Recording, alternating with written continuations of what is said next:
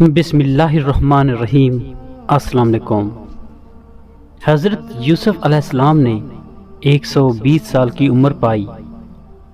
آپ علیہ السلام کے وصال کے بعد تدفین پر آپ کے چاہنے والوں میں اختلاف پیدا ہو گیا۔ مصر کی عوام کا آپ کی محبت میں یہ عالم تھا کہ ہر کوئی چاہتا تھا حضرت یوسف علیہ السلام کو ان کے محلے میں دفن کیا جائے تاکہ ان کے محلے میں خیر و برکت رہے۔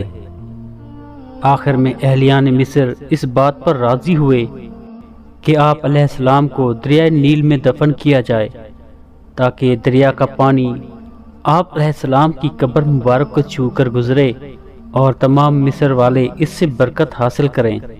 اس لیے آپ علیہ السلام کے جسم مبارک کو سنگ مرمر کے صندوق میں بند کر کے دریائے نیل میں دفن کر دیا گیا۔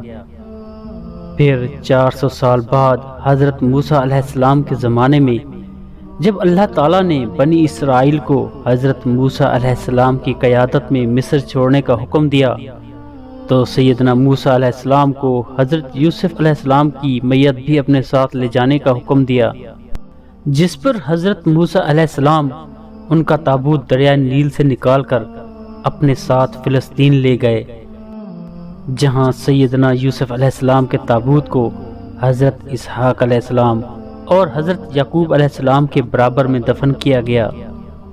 اس وقت آپ کا مزار مبارک فلسطین میں ہے۔